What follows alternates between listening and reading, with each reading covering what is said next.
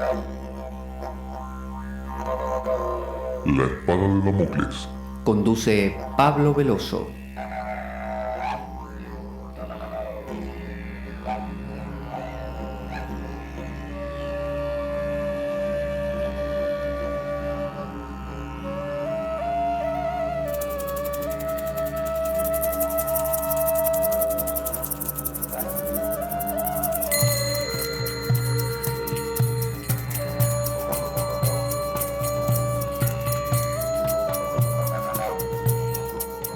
Tal como lo cortés no quita lo valiente, así lo hilarante no quita lo profundo.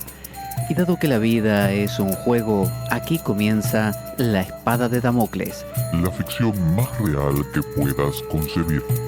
La Espada de Damocles es un programa que por mera falta de objetividad cree ser diferente.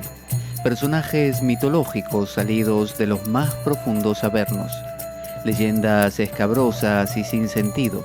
Curiosidades inquietantes e inútiles. Historias antiguas malversadas por nuestra incapacidad de entendimiento. Y cuentos carentes de profundo significado. También pretenderemos sin el menor éxito entender al ser humano en toda su dimensión. En suma, si quieres desperdiciar tu vida, aquí comienza La espada de Damocles. La ficción más real que puedas concebir.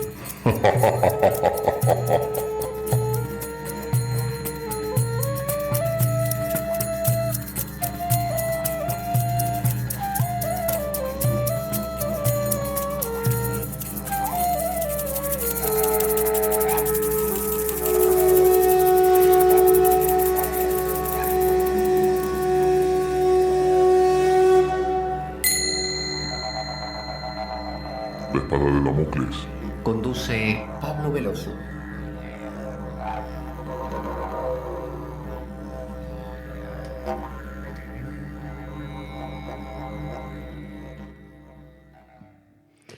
Buenas a todos, aquí estamos en La Espada de Damocles. ¿Quién les habla? Pablo Veloso. Vamos a comenzar un recorrido, una saga, probablemente de varios programas que van a versar sobre un método, un modo de abordar la vida para evitar toda clase de infelicidades. Es decir, vamos a abordar. Abordar sería un imperativo en castellano tipo español. Así que vamos a abordar un recorrido sobre una tradición muy antigua. Y esta tradición es el estoicismo. El estoicismo puede sonarnos a clase de filosofía del colegio y aburrirnos un poco. Sin embargo, vamos a ir dándonos cuenta cómo la mayoría de los libros, por un lado de autoayuda de hoy en día, la mayoría de las técnicas meditativas, sean las del Buda, sean las o el budismo zen en otra de sus líneas, o el mindfulness tan de moda hoy en día, o simplemente la actitud de Sakshi, de testigo del Vedanta Advaita, o la actitud cristiana de aceptar todo como venido de la divina providencia, lo que, por ejemplo, de Caussade llamó la actitud de la hoja muerta, ¿no? Dejarse llevar por completo por esa voluntad divina. Había unas personas en el antiguo mundo griego que ya esgrimían estas ideas. Y tampoco las inventaron ellos, obviamente, las heredaron de pitagóricos. Los pitagóricos sabemos que tenían mucho que ver con el mundo egipcio. La mayoría de los filósofos griegos de aquellas épocas viajaban a Egipto y también tenían esperanza de llegar al oriente hindú, por ejemplo, como más de uno hizo y otros tantos solo intentaron. Así que esta visión que vamos a plantear, la intención es rescatar una filosofía que está viva, está fluyendo por nuestras venas sin darnos cuenta. Y le estamos poniendo otros nombres, la estamos llamando, como digo, mindfulness, o estamos tomando prestada esta técnica y estos modos desde el oriente hindú, y de repente no nos damos cuenta que detrás del ropaje cristiano, detrás del ropaje hindú, detrás del ropaje budista, circula el mismo estoicismo de siempre. ¿Y qué quiero decir con estoicismo? Bueno, la escuela estoica fue una escuela que nació con Zenón de Sitio. Había un Zenón que era el Zenón de Elea, el de las aporías, ¿no? El de Aquiles y la tortuga y todas estas cosas, un tipo que le gustaba plantear enigmas. Este era otro, este era Zenón de Sitio, ¿no? Cuando a él le preguntaban, Zenón, ¿de qué sitio sos vos? él respondía, soy Zenón de Sitio. Sí, pero ¿de qué sitio? ¿De Sitio? Pero sitio, ¿en dónde? Sitio es un lugar, ¿en qué lugar? En Sitio, se llama Sitio, nena, sí. Ah, Solo que Sitio con C, ¿no? Aquí un español lo diría sitio. Entonces es Zenón de Sitio. Así. A mí no me sale. Entonces, en el 310 a.C., esa fue una época de mucho movimiento. Fue lo último de la filosofía, el último coletazo de la filosofía griega, antes de la época netamente cristiana y luego la destrucción, básicamente, de todo el mundo que llamamos clásico. Pero en esa época todavía había estas escuelas que ya se estaban convirtiendo en escuelas más prácticas, ¿no? Menos místicas y más prácticas, más dedicadas a lo que llamamos el ethos, es decir, la ética. Y la ética no significa simplemente portarse bien, tener ética. Ética significa, o el ethos significa un hacer, ¿no? Hago algo que realmente produce un resultado y es el resultado deseado, ¿no? La paz mental y cosas por el estilo. Entonces son escuelas más centradas en qué hacer más que en filosofar acerca de si Dios existe y qué cara tiene. Entonces, estas escuelas son básicamente el estoicismo, son el cinismo, el epicureísmo y bueno, también por ahí el escepticismo y cosas así. Pero las principales son esas tres. Bueno, Zenón de Sitio era un tipo que vivió en el 300 antes de Cristo y fundó esta escuela, como digo, con ideas que no necesariamente eran inventadas por él, sino que aprendidas de otras, heredadas de otras escuelas. De hecho, él estuvo un tiempo intentando con diversas escuelas que no le convencieron demasiado. Y, por ejemplo, la cínica, él estuvo bastante con los cínicos, pero le parecieron como muy radicales. Entonces, tomó ideas y armó una síntesis, no una cosa ecléctica, sino una síntesis. Y eso fue este estoicismo que se llamaba así, porque usted dirá, ¿y por qué se llama estoicismo? Bueno, se llama estoicismo porque Zenón de Sitio gustaba de ponerse frente a la estoa, que era uno de los pórticos del Ágora de Atenas, y en esa estoa él daba sus lecciones, impartía sus lecciones. Entonces le llamaban estoicos, porque estaban frente a la estoa.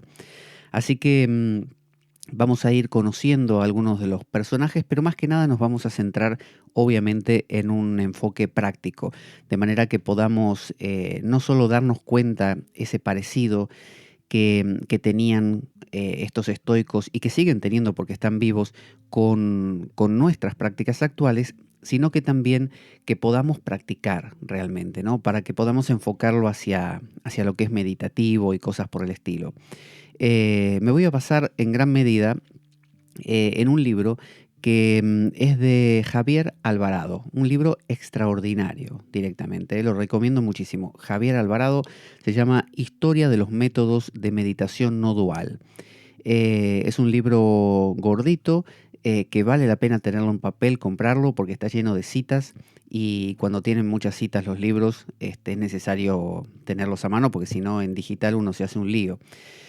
Digo que me voy a basar en este libro porque si bien va tocando distintas tradiciones, una de ellas es la estoica, hace falta tener como un orden para recorrer algunos de los textos que vamos a ir citando, como son las disertaciones de Epicteto o de Epicteto, el manual de Epicteto, las meditaciones de Marco Aurelio, algún libro de Séneca y de Cicerón. Entonces, para tener todo esto medio ordenado, voy a seguir el hilo conductor que plantea Javier Alvarado en su capítulo sobre los estoicos. La escuela estoica tiene algunos personajes que son los clásicos. Uno de ellos es el mismo Zenón de Sitio, fundador de la escuela. Después vino Crisipo, que fue uno también muy famoso, pero los que más nos van a sonar son, por un lado, Epicteto. Epicteto era un esclavo del 135, ahí nació, un esclavo griego de romanos, vivió la mayoría de su vida como esclavo, luego en algún momento lo liberaron y bueno, tiene episodios muy famosos porque él cultivaba esta visión estoica. Por ejemplo, un día el amo de él le estaba retorciendo una pierna porque el tipo se había portado mal, había hecho algo que no le gustó al amo. Entonces, Epicteto, como justamente era un estoico, le decía, señor, si usted me sigue retorciendo la pierna, me la va a quebrar. Y el tipo le seguía retorciendo, ¿no? Enfadado. Y él le volvió a decir, señor, si insiste, me va a quebrar la pierna. Imagínese el dolor que sería que le retorcieran, ¿no? Y el amo siguió retorciéndole la pierna y finalmente se escuchó un crack y se le partió la pierna a Epicteto, que con la misma calma dijo, señor, se lo advertí, me ha quebrado la pierna.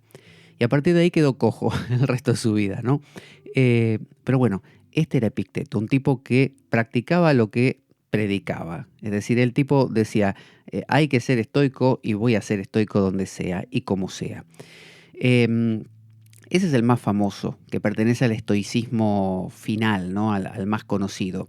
El de Zenón de Sitio era antes de Cristo, no es tan famoso, o sea, sus escritos, no hay escritos de Zenón de Sitio, pero sí hay de Epicteto, que tenemos el Enquiridión, por ejemplo, que es el manual de Epicteto, todo muy fácil de entender, se puede leer fácilmente, no es Platón, no es ni siquiera Aristóteles, no es no es Heráclito, no Parménides, no son estas cosas impenetrables, al revés, es sumamente práctico. Así que aliento a cualquiera que se baje de internet el Enquiridión o manual de Epicteto, o Epicteto, o también sus discursos a Flavio Arriano, porque los recopiló Flavio Arriano. A veces se encuentra como pláticas, ¿no? Como charlas de Epicteto. Bueno, en eso están un montón de intuiciones fantásticas que también las encontramos en las grandes, famosas meditaciones de Marco Aurelio. Marco Aurelio era un emperador romano. ¿Qué le dio por el estoicismo? El tipo dijo, quiero ser estoico. Y se hizo estoico y vivió en el 121 más o menos, hasta el 180 después de Cristo. Tanto Epicteto como Marco Aurelio pertenecen a nuestra era, o sea, después del año cero, ¿no? De la era cristiana. Marco Aurelio, ¿sabe dónde lo ve claramente? En la película Gladiador, que aparece uno medio anciano, que dura poco en la película porque lo mata su hijo Cómodo, que vio más cómodo matarlo justamente. Bueno, este Cómodo fue el que en la película lo mata y el que intenta matarlo al gladiador durante toda la película y ahí se produce toda la situación. Bueno, este emperador que vimos ahí, tan sabio, era Marco Aurelio, que tuvo un hijo todo lo contrario, ¿no? Le salió un desastre, pero ese era Marco Aurelio. Tiene unas meditaciones que le vuelvo a repetir, no necesita usted haber leído nada de filosofía, se las lee y son como aforismos, están divididas, cada una por tema, por verso, por número. Entonces son súper prácticas, hablan de cosas cotidianas. Los estoicos nunca se van por el tema metafísico, nunca se va a encontrar que está lleno de mitologías o palabras raras, es todo muy simple. Entonces Marco Aurelio, Epicteto, ahí lo tenemos, o Epicteto, ahí lo tenemos al clásico. Luego tenemos dos que son muy conocidos también, que es Séneca. Séneca nació en Córdoba, muy famoso por eso, en la Córdoba de la Hispania, en ese momento, en Roma. Nació en el 65 después de Cristo. Nació en Córdoba, o Córdoba, ¿no? Como se le decía en esa época. Y bueno, los españoles lo reivindican como que es su filósofo antiguo más famoso, ¿no? Séneca. Y era un estoico también. Así que él también escribió no tan... Séneca y Cicerón, por ejemplo, no son tan concisos como pueden ser Marco Aurelio y Epicteto, porque quizá ellos, por ser más antiguos, eran más acotados a la hora de escribir.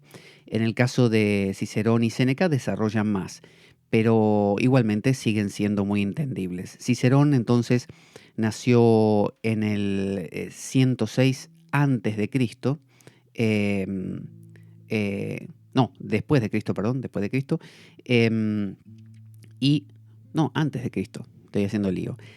Cicerón vivió antes de Cristo y fue un romano, un jurista, un filósofo, un orador, también estoico. Así que ahí tenemos a Zenón de Sitio, el fundador, tenemos a Crisipo, tenemos a Séneca, tenemos a Cicerón, tenemos a Marco Aurelio y tenemos a Epicteto. Estos son los super amigos. Con todos estos vamos a iniciar aquí nuestro viaje del conocimiento.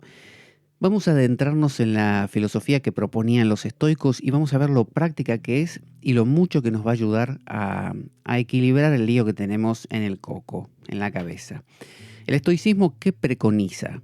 Yo le voy a decir la frase clave que resume todo el estoicismo y si quiere aquí corta el programa y se va a dormir. Fíjese, la frase es esta. No es el hecho lo que te perturba, sino la interpretación que haces del hecho, papá. Esa frase con el papá final, es eso de los estoicos. Bueno, es una paráfrasis, yo jugué con las palabras. Lo que quiero decir es que más o menos en una frase como esa se puede resumir la filosofía estoica. Es decir, los estoicos pensaban que el mundo tal como es, normalmente no lo vemos, sino que vivimos en un mundo de interpretaciones. Nosotros interpretamos lo que pasa, lo interpretamos mal, es decir, hacemos interpretaciones complicadas. Por ejemplo, no sé, me duele un pie y empiezo a pensar que el mundo se me acaba, que es lo peor que me puede pasar, que ahora no voy a poder esto y lo otro, que por qué a mí. Bueno, esa clase de pensamientos, que usted los conoce porque los vive todos los días y que se aplica a todo, se aplica no solamente a un dolor, sino que se aplica a un traspié económico, se aplica a situaciones de vida. Bueno, todo eso para ellos es una distorsión de la realidad. Y usted se preguntará, ¿cuál es la realidad entonces? O sea, si el hecho no me perturba y son las interpretaciones, ¿qué es el hecho en sí? Yo quiero conectarme con la realidad tal como es, no con mi interpretación que me trae dolor. Bueno, ellos tienen todo un modo, un método para llegar a lo que ellos llamaban una visión racional, pero no la razón como la entendemos hoy, que es la razón de la cabeza, digamos, pensar, ¿no? Pensamientos claros y analíticos y no el corazón, por ejemplo. No. Lo que ellos preconizan es una disminución de lo discursivo, de los pensamientos, para llegar a un estado tal donde usted está como una tabula rasa, ¿no? Ellos hablaban mucho de esto de volver a esa pizarra en blanco antes de que usted le escriba palabras como, por ejemplo, no sirvo para nada yo. Yo vine acá para sufrir. El mundo me odia a mí. Todo me sale mal. En vez de ponerle esas frases, volver atrás, ¿no? Todos esos hábitos que usted se formó basados en ideas equivocadas, como esas que acabo de citar, van generando una maraña de posicionamientos ante la vida que todos generan en general dolor, ¿no? Muy parecido a lo que el Buda decía. El Buda decía, la vida es sufrimiento, o sea, eso es lo que nos pasa. La razón por la que eso nos pasa es porque deseamos. Por lo tanto, dejar de desear sería la solución y para dejar de desear hay que seguir el óctuple noble sendero del Buda en el momento en el cual él hacía propaganda a su propio método. Esto es igual. Los estoicos decían como el Buda, diagnosticaban la enfermedad, decían la vida es sufrimiento, es decir, tenemos problemas. Eso lo notamos cualquiera de nosotros. Nuestra vida mental y emocional no es estable, está llena de líos y de complicaciones. Enseguida, la razón, ¿cuál es la causa? Bueno, el Buda decía, la causa es el deseo, la sed, ¿no? Quiero más, quiero más, quiero más. por un posicionamiento equivocado. Pero bueno, ese es el problema, quiero más. Los estoicos decían lo mismo, el deseo cosas y por eso deseo ser feliz, deseo que me quieran, deseo tener un cuerpo sano, deseo. Eso decían los estoicos y el Buda también y tantas culturas, es el problema. Ahora, ¿cuál es la solución? Decía el Buda, eliminemos la causa de la enfermedad. La enfermedad es el sufrimiento, la causa es el deseo. Eliminando el deseo se elimina el sufrimiento. Esa es la solución, ¿no? Los estoicos decían lo mismo, hay que eliminar el deseo, ¿no? Un deseo causado por posicionamientos equivocados, por pensamientos equivocados. Por ejemplo, si yo creo que para ser feliz tengo que tener un cuerpo sano, voy a desear un cuerpo sano y la vida me va a mostrar una y otra vez que es imposible, con lo cual voy a sufrir siempre. Entonces el problema no está en tener un cuerpo sano, está en tener una búsqueda de cosas posibles y no imposibles. Entonces el Buda proponía, sigan el óctuple sendero de quién, de Moa, del Buda. Mientras que los estoicos también tenían un método, un modo, porque decían, todo esto no se puede deshacer por el toque de un dios, necesita una práctica. Bueno, tenemos una práctica, decían los estoicos. Es más, nuestra filosofía es toda práctica. Si vamos al Buda decía lo mismo. Cuando al Buda le preguntaban, señor Buda, ¿qué opina usted del dios Indra que está en los Vedas? Y el Buda respondía así. Es decir, no respondía, con el silencio. Es decir, los estoicos hacían lo mismo, no tenían este interés en elucubrar si Dios tenía cara de no sé qué, si se había Zeus casado con no sé, no les importaba, no les importaba. Para ellos el tema era simple. Entonces, el óctuple sendero del Buda se equivalía, en este caso, se equivale con el sistema estoico de prácticas. Entonces el estoicismo preconiza, de nuevo, no es el hecho lo que te perturba, papá, sino la interpretación que haces. Estás haciendo una interpretación equivocada. Corregí la interpretación y se te corrige todo. Eso es. Parecido a lo que decía nuestro amigo Nietzsche, que decía no existen hechos, sino interpretaciones. Eso decía Nietzsche. Y si las interpretaciones que estás haciendo no son correctas, no vas a estar viendo los hechos, o por lo menos no los vas a estar viendo de una manera armoniosa y vas a tener 1000 problemas. Cambia la interpretación, papá. Entonces, para los estoicos la filosofía es concreta, empírica. Mayormente es, como dijimos, ethos, ¿no? Una forma de vida, es ética. O sea, cuando a un estoico uno le habla de filosofía, el estoico no entiende. Vamos a estudiar la historia de la filosofía, qué contó Platón, qué dijo Aristóteles, no sé, Heráclito, Parménides, ahora recientemente más Kant, que no sé, Heidegger, Nietzsche. No. Nada de opiniones acerca de las opiniones y acerca de las opiniones. No, es concreto. ¿Te duele? Sí. ¿Tenés un problema? Sí. ¿Cómo lo solucionamos? ¿No? Primero, ¿cuál es la causa? Tal, vale. ¿Cómo lo arreglamos? Así, hagámoslo. Este es el método. Es el mismo sistema cuádruple del Buda. Diagnosticar el problema, cuál es, ponerle nombre, ver cuál es la causa de ese problema, ver cuál es la solución de ese problema y aplicar el remedio. Esos son los 4 pasos. Entonces, la vida sufrimiento es el problema, ya lo descubrimos. La causa del problema es el deseo, ya lo descubrimos. La medicina para eliminar el deseo, que es la causa del sufrimiento, es eliminar el deseo. Esa es la medicina. Bueno, ¿cómo lo logramos? El método. Entonces, en lo mismo se basan los estoicos. Entonces, por ser ethos, una práctica, o sea, por ser prácticos, es compatible con todo tipo de filosofía. Por eso los estoicos cayeron muy bien, por ejemplo, con los cristianos. O sea, cualquiera se podía volver estoico. Veo que pasa lo mismo con el budismo, que hoy en día hay monasterios y desde épocas ya antiguas, no muy antiguas, pero me refiero al siglo pasado,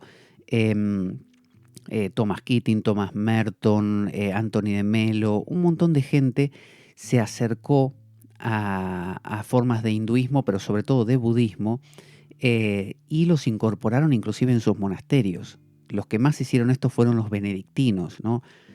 Hubo uno, Abhishektananda, que se fue, un occidental, un francés, que se fue a la India a vivir y armó, porque muchos iban como misioneros cristianos, benedictinos, y armó un monasterio ahí medio hindú, medio cristiano. Y gracias a las ideas hindúes, Advaita, no duales, tuvo unas experiencias místicas pero profundísimas. Entonces, tanto, no el hinduismo cotidiano, este de los dioses, sino la visión no dual, ¿no? El Vedanta Advaita, como también el budismo, son muy despojados, no tienen toda esta cosa de que si Dios, y luego los dioses, o que si el ritual tal o el ritual cual. Entonces, no chocan con nada. Es solamente esto, es diagnosticar una enfermedad, fijarse cuál es la causa, encontrar la solución y cómo la aplicamos. 4 puntos. Bueno, eso es el estoicismo, eso es el budismo. Entonces, fíjese cómo el estoicismo o el budismo pueden fácilmente entrar en el mundo cristiano, no son incompatibles. Entonces, los primeros cristianos tomaron mucho de los estoicos. De hecho, uno encuentra libros como el Imitatio Christi, la imitación de Cristo de Tomás de Kempis, y a mi óptica es sumamente estoico, ¿no? Son todas aforismos y consejos de cómo posicionarse de otra manera ante eventos que son inevitables, por ejemplo. Una de las cosas en las que se basa el estoicismo es cómo hacerse amigo de lo inevitable. Si te la pasas peleando contra lo que es inevitable que pase, vas a sufrir en todas las ocasiones. Pero en cambio, imagínate que a partir de ahora todo lo que te pasa es lo que querés. No que uno desea que le pasen cosas que no le están pasando, sino que exactamente lo que está ocurriendo es lo que uno a partir de ahora desea que le pase. Uno sería feliz automáticamente, ¿no? Bueno, ese es el método estoico. Ser feliz, o sea, estar satisfecho con exactamente lo que te sucede. Así se te derrumbe el techo de tu casa, te pongan los cuernos, te apuñalen, no sé, tengas un cáncer. Eso es exactamente lo que querés. A partir de ese momento no puede haber nada, pero nada que te perturbe. Esa es la idea cristiana también, tomada de los estoicos justamente y de otras tradiciones, de entrega a la divina providencia. Es decir, mientras quieras que las cosas salgan a tu modo, vas a sufrir siempre. El día que te entregues a la divina providencia, bueno, sos feliz por completo. Entonces, por eso son compatibles, por eso vemos prácticas de meditación zen, ¿no? Esto de sentarse en silencio o de caminar haciendo el kin-in por la habitación tipo japonés, y lo vemos hacer a monjes benedictinos cristianos. Y uno dice, ¿cómo puede ser que un monje benedictino cristiano esté haciendo una práctica del budismo si es otra religión? No, no es otra religión. El hinduismo, en sus fases más populares, o el Islam, puede ser una religión porque tiene sus prácticas, sus rituales, ¿no? Pero esto es más una filosofía, es un enfoque de vida, al igual que el budismo. El budismo es también un enfoque de vida. Ahora usted me dirá, sí, pero el Mahayana tiene todo esto de los budas y que se adora al Buda tal, al Buda de la compasión. Sí, esas son facetas más ritualistas y más religión dentro del budismo. Pero el budismo, lo que se conoce como el Theravada, el budismo de los ancianos, el primer budismo, el de sentate en silencio y mirate la punta de la nariz y nada más, ¿no? Es decir, cumplí el óctuple sendero del Buda y punto. Ahí eso es igual al estoicismo y eso encaja con cualquier cosa. Usted puede ser vegetariano, ateo, neonazi o lo que quiera y eso le encaja. No hay problema. Entonces los famosos estoicos, ya dijimos, Epicteto o Epícteto, nunca sé dónde van los acentos, Marco Aurelio, Séneca y Cicerón. Esos son los más conocidos. Así que le recomiendo de Epícteto, le recomiendo el manual de Epícteto, le recomiendo las disertaciones o pláticas con Arriano, Flavio Arriano, de Epícteto, y luego de Marco Aurelio, las meditaciones, ¿no? Geniales. Y bueno, si quiere leer de Séneca y Cicerón, también hay muchos escritos de ellos. El estoicismo influenció o influyó al cristianismo por su compatibilidad monoteísta. Los estoicos también consideraban que había un dios. Cuando hablaban de los dioses, ellos los veían como la expresión polifacética de una sola esencia, que ellos llamaban el logos o el logos espermáticos, ¿no? En el sentido de generador. Esperma tiene que ver con eso, con generar. Entonces es como una especie de palabra original que genera todo lo que existe. Entonces era muy parecido al cristianismo, a la visión judía de Yahvé. Entonces no chocaba. No eran paganos que venían a hablar que de Zeus y de Júpiter y de Venus y de, no sé, Ares. Hablaban de esas cosas. Ellos decían los dioses. Y de hecho decían creer en los dioses. Pero entendían que todo eso era expresión de un solo principio. Por eso tampoco eran ni politeístas ni panteístas. Porque politeístas, como mucha gente piensa de los hindúes, es el que cree en que Dios tiene muchas formas, ¿no? Forma de Shiva, forma de Krishna, forma de Rama, forma de Lakshmi, forma de Kali, forma de Ganesha, ¿no? Y que hay muchos dioses. No, los hindúes no creen eso. Eso cree el hindú en tal caso de la calle, el popular. Pero el hindú más profundo sabe que todo proviene de un solo principio, que lo pueden llamar, por ejemplo, Brahman, lo infinito. Entonces, los estoicos hacían lo mismo. Por más que ellos veían distintos dioses en su mundo griego, otrora, y en su mundo romano, en el estoicismo ya tardío, el de Marco Aurelio, el de Epicteto.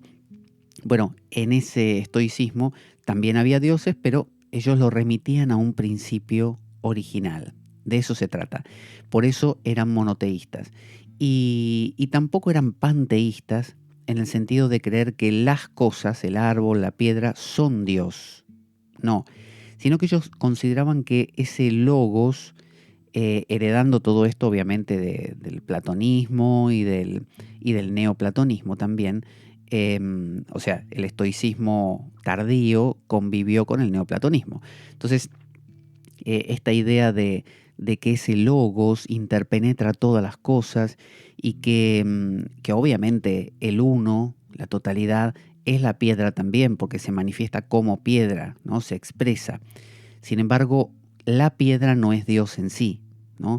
Dios está en la piedra, se expresa a través de la piedra, ¿no? Pero la piedra en sí no es Dios, por eso no eran politeístas tampoco. Y los estoicos, fíjese, eran como medio iconoclastas, es decir, se oponían a las representaciones de los dioses.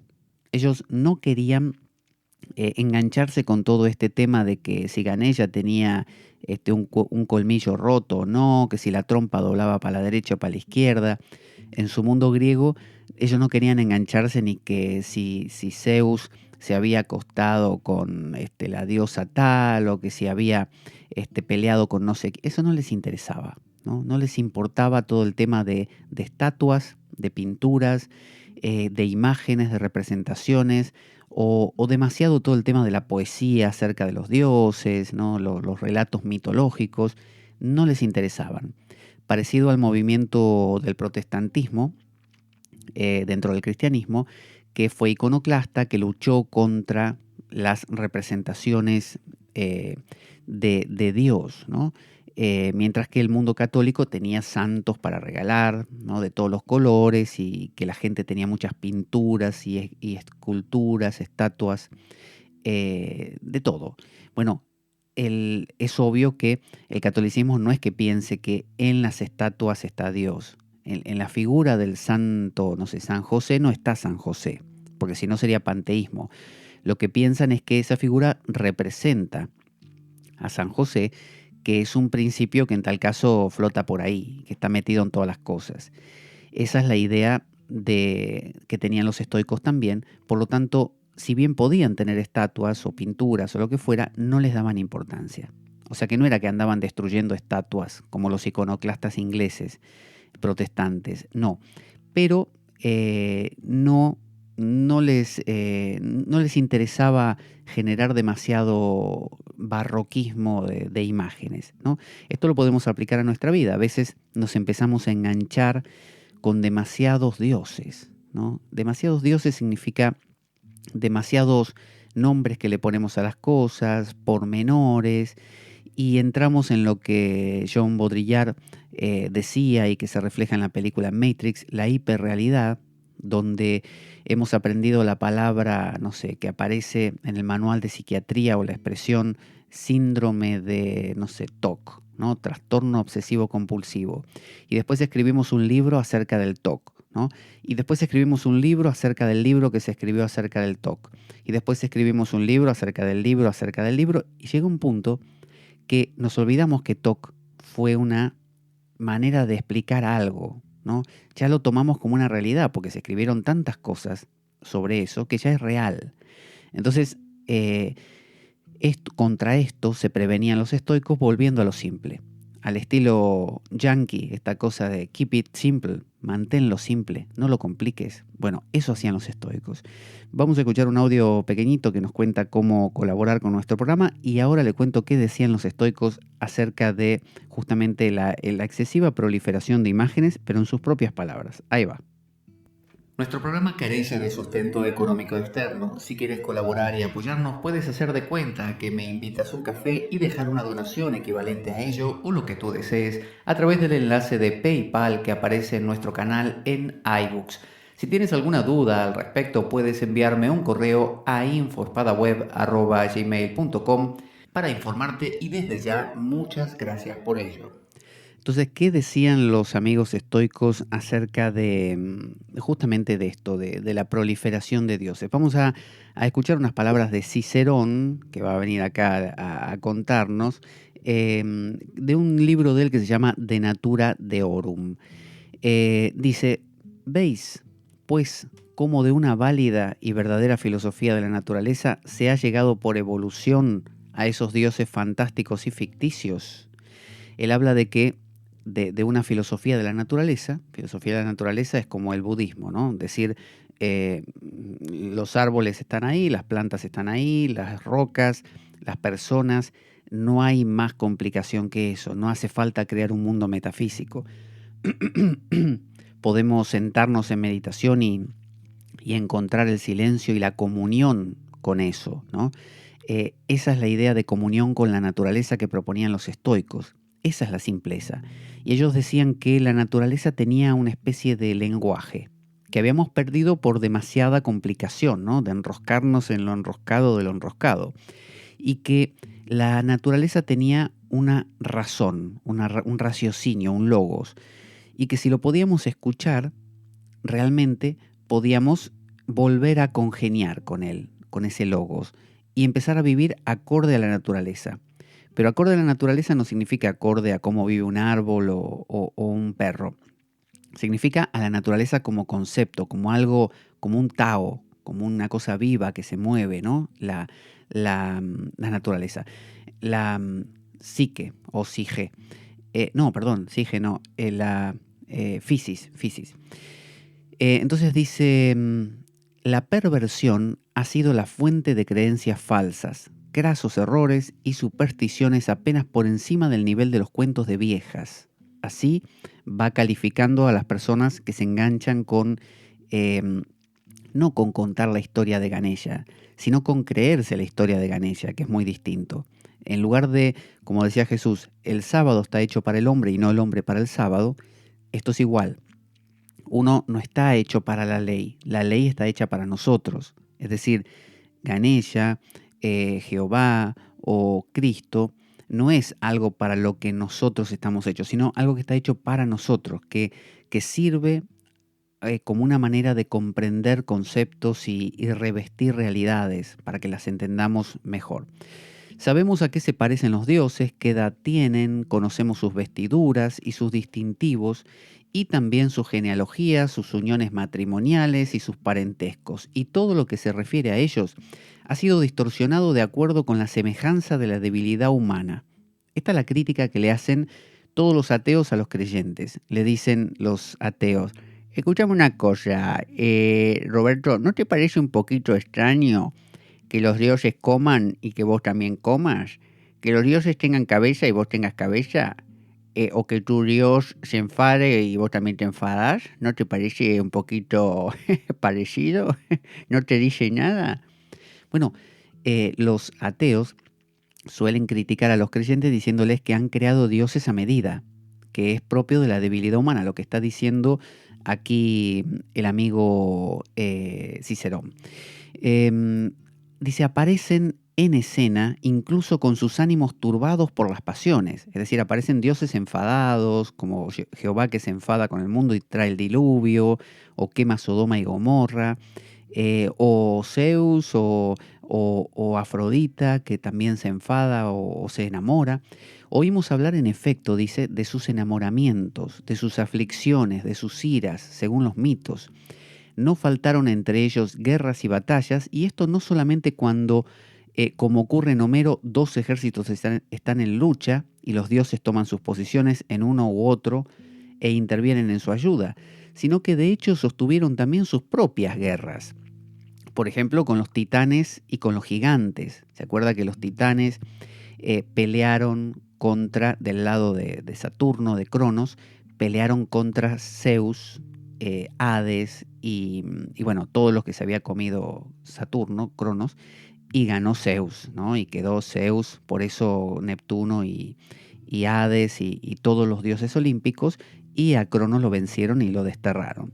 Entonces, estas leyendas y estas creencias, dice el amigo Cicerón, están llenas de necedad y están llenas de insensateces y absurdos de todas clases. Sí, es totalmente absurdo. Estas historias son absurdas, pero no están hechas para creerlas. Lo que está diciendo aquí Cicerón no es descartemos estas historias. Lo que está diciendo es, si te sirven como fuente de comprensión, de representación de realidades, genial. Es el sentido alegórico, ¿no?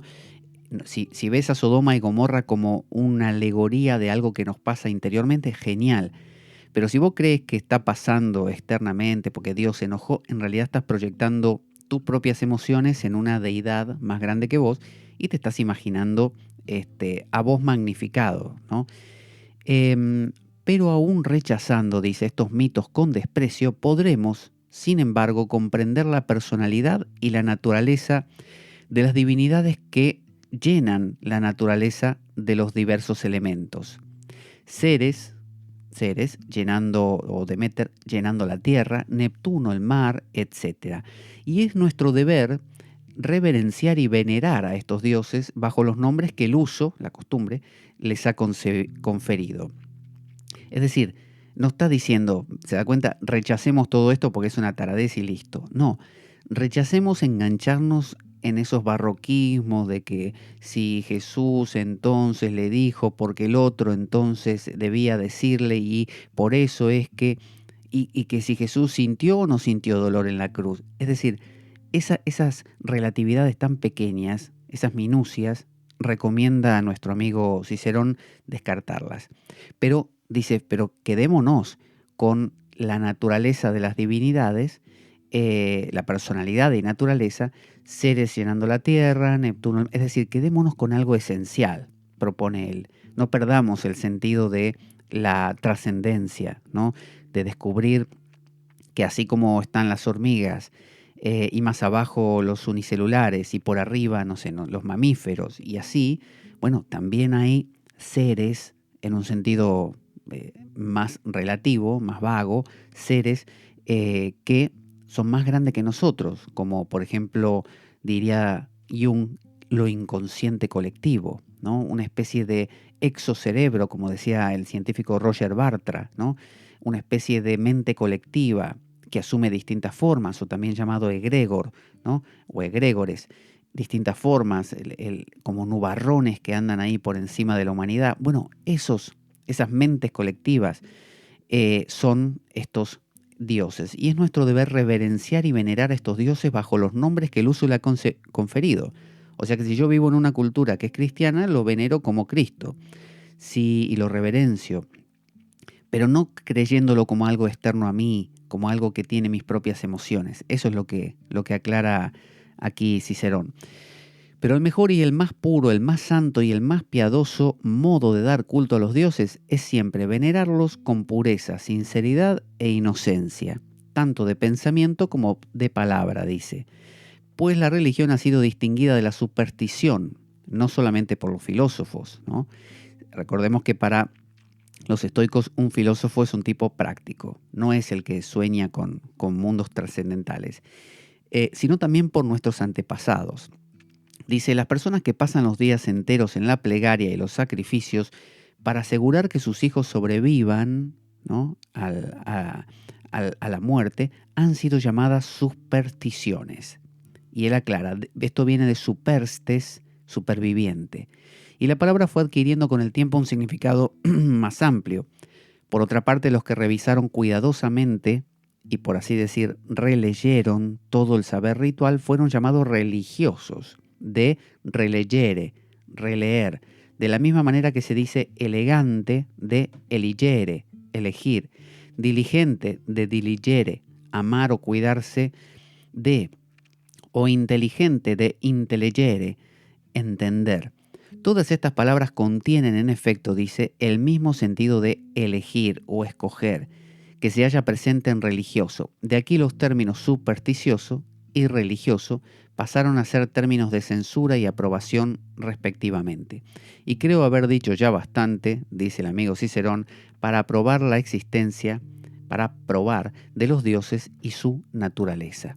Entonces, él no dice los dioses no existen, o Yahvé no existe, o en la cultura que usted esté, ¿no?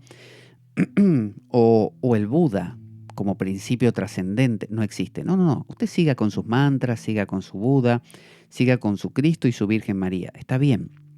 Lo que dice es, date cuenta que es una representación, es una manera de explicar algo que es esencial, ¿no? Es un discurso que explica algo que está más profundo. No te lo pierdas, eso es lo que dice. Entonces la visión estoica de Dios era concreta, era plana, espiritual. Por eso ellos no se iban por las ramas. Mire lo que dice Epícteto en sus disertaciones a Flavio Arriano, ¿no?, a su discípulo, acerca de cómo se podrían obtener las consecuencias de que la divinidad sea padre de los hombres. Dice, de esto dice Epícteto, ¿no? Si uno pudiera captar con justeza este pensamiento, el de que todos en última instancia procedemos de la divinidad y que la divinidad es el padre de los dioses y los hombres, creo que nadie tendría ningún pensamiento innoble o miserable acerca de sí mismo.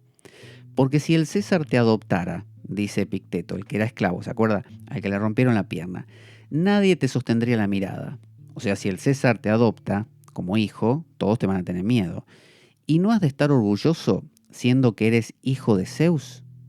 Pero en realidad no lo hacemos, sino que dado que en nuestro origen se mezclan estas dos cosas, por un lado el cuerpo, común con los animales, y por otro la razón y el pensamiento, comunes con los dioses, unos se inclinan hacia aquel parentesco desdichado y mortal, y solo unos pocos hacia el parentesco divino y bienaventurado. Te está diciendo que conviven en nosotros dos naturalezas, una que tiende hacia el soma, hacia el cuerpo, ¿no?, y hacia el alma, psique, ¿no?, o psique. El alma es nuestros pensamientos, nuestras emociones, nuestras preocupaciones, ¿no?, nuestros impulsos, pasiones, todo eso. Entonces, esa realidad existe, pero existe otra dimensión llamada por los estoicos el hegemonicón, ¿no?, que es el espíritu, ¿no?, lo profundo, que el espíritu no es ni mío ni tuyo, es el espíritu, ¿no? Es como una cosa genérica, no es mi espíritu. Uno puede decir mi alma, que es Pablo Veloso, con sus emociones, con su memoria, con su pasado, eso es el alma. Y este cuerpo es el que tengo. Pero el hegemonicón, el espíritu, no es ni mío ni tuyo, es lo espiritual. Es como decir, no, mi inconsciente, es lo inconsciente. Esa es la manera más clara de explicarlo. Lo inconsciente. Cuando yo toco lo inconsciente, me abro a lo inconsciente, me abro a lo inconsciente único, al único que existe, ¿no?, que justamente no tiene forma, no tiene esa misma forma que puedo tocar como mis emociones, mis pensamientos, mi alma, mi psique. Entonces, recomienda Epicteto, imagínate que que te adopta el César, ¿no? Sos hijo del César. Si sos hijo del César, no te sientas miserable porque todavía tenés la otra naturaleza, la de ser hijo de fulano de tal, una persona común. Ahora te adoptó el César. Date cuenta que también sos hijo del César ahora, ¿no? A la vez. Amparate en eso. No seas miserable y te quedes creyendo que sos un cuerpo y nada más. Entonces dice, puesto que es necesario que todo hombre se sirva de cada cosa de acuerdo con la idea que se haya formado de ella, aquellos pocos, los que creen haber nacido para la fidelidad y para el respeto y para la seguridad en el uso de las representaciones, no tienen ninguna idea vil o innoble sobre sí mismos. Es decir, dice, hay personas que tienen la capacidad de darse cuenta, de girarse, de hacer 180 grados y mirar hacia el hegemonicón. Es decir, mirar hacia lo inconsciente, mirar hacia lo divino, ¿no? Darse la vuelta, mirar a la esencia de lo que me ocurre cada día. Y otra gente que no, dice. Otra gente que está enganchada, solamente tiene mirada para el alma, sus preocupaciones y para su cuerpo. Esa gente, dice, vive una vida miserable. Pero los que se giran y se dan cuenta, no, momento, me adoptó el César, que no me enteré, me adoptó el César, soy el hijo del César, como cuando en el antiguo Israel se decía hijo de Dios, ¿no? Cuando uno dice soy hijo de Dios, significa de que participo de la naturaleza de Dios. Pero dice mucha gente no, mucha gente dice así, dice, ¿qué soy? Un pobre hombre desdichado. Eso dice mucha gente. Entonces, esto es algo que lo escuchamos muy habitualmente. Una persona que uno le dice, ¿qué te pasa, Roberto? No, estoy mal. Todo me va mal. ¿Pero por qué te va mal? Contame un poquito. No, es un desastre. Tengo dolores corporales, enfermedades que me salen todos los días. Me siento mal, no sé, estoy en crisis, me siento deprimido, no sé qué hacer de mi vida, no tengo norte. Es decir, personas que jamás se les habló del hegemonicón, jamás se les habló de algo más profundo que eso. Y no están planteando los estoicos, jamás se les habló de los dioses y de... No, ni de mundos, ni de paraísos, no. Les está hablando de algo esencial que reside en el ser humano. Como decía Aristóteles, que le criticaba a Platón que crease mundos metafísicos profundos, dice, si total, ¿para qué querés solucionar un problema que tenemos acá en lo cotidiano con algo que supuestamente está más allá de lo cotidiano? ¿Por qué no buscamos algo aquí mismo? ¿No te das cuenta, le decía Aristóteles a Platón, que estás agregando un segundo problema más allá, un más allá que ahora tenemos que tratar de entender cómo es? ¿Por qué no te quedás con esto? Y lo buscamos acá. Entonces Aristóteles se metía hacia adentro y buscaba la sustancia de las cosas, ¿no? La esencia. Y esto es lo que hacen los estoicos. Buscan justamente qué hay detrás de la maraña de pensamientos que me complica la vida. Bueno, hay más, decían ellos. Le podemos llamar el mundo de los dioses o como usted quiera, pero en realidad no es que tenga un nombre. Ellos le decían el hegemonicón, el espíritu. Entonces dice, ¿qué dice una persona común? ¿Qué soy yo?, se pregunta. Y como no sabe qué responder porque nadie le enseñó nada, dice un pobre hombre desdichado. Y mi carne miserable, ¿no? Es decir, mi cuerpo encima se enferma. Sí que es verdad que es miserable, agrega Epícteto, ¿no? Pero tienes también algo superior a la carne. ¿Por qué entonces te consumes en ella y vas abandonando lo otro? Esto es lo que dice Epícteto y con esto ya nos vamos a quedar para cerrar este programa y en el siguiente continuaremos.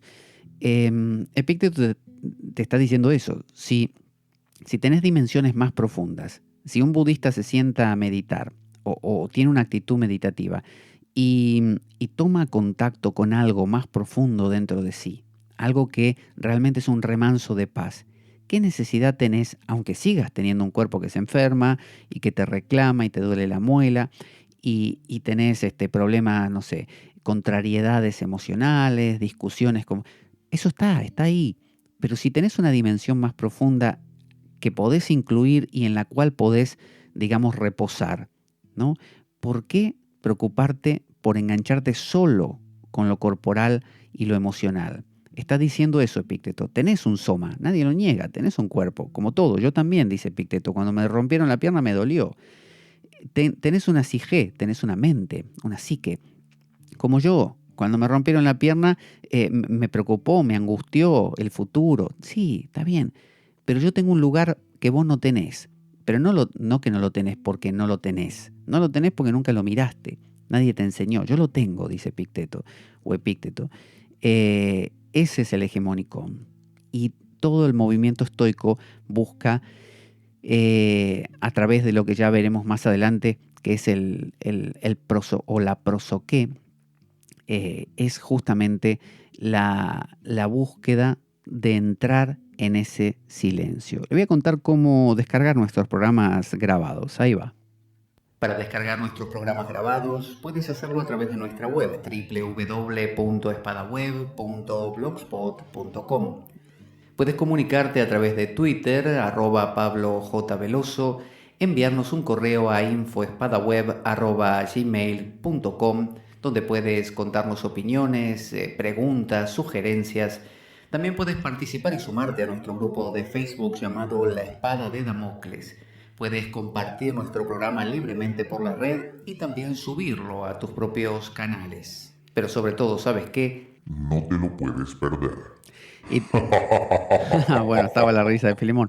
Y también le cuento que si quiere, también puedes enviarnos tus preguntas, tus inquietudes, tus comentarios a info@espadaweb.gmail.com, y con todo ello haremos un programa o una serie de programas respondiendo a esas preguntas, ocupándonos justamente de esas temáticas, como una manera de participar en presencia aquí en La Espada de Damocles. No te olvides, info@espadaweb.gmail.com.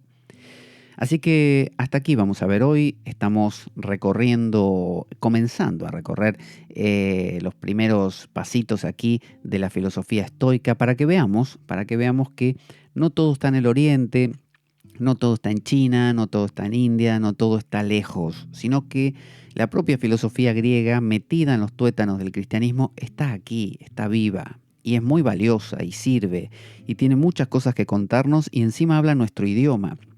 Es nuestro lenguaje, crecimos con esto.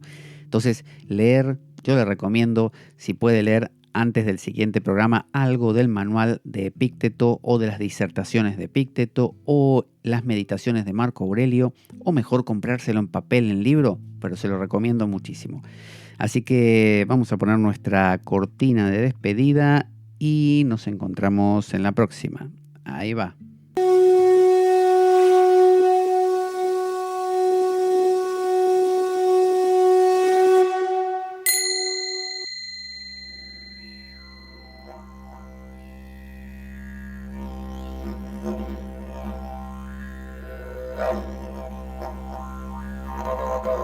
La Espada de Damocles.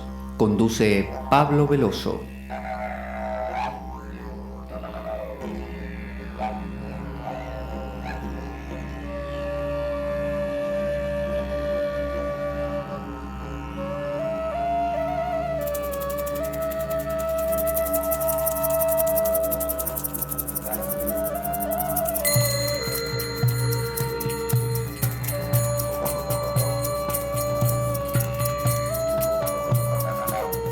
Y dado que la vida es un macabro juego, concebido por una mente perversa, únete a nosotros en nuestro próximo programa, cuando escuches las siguientes palabras.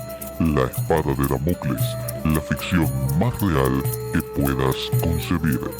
Buena vida para todos, buena semana y... ¡Avanti, damocleanos!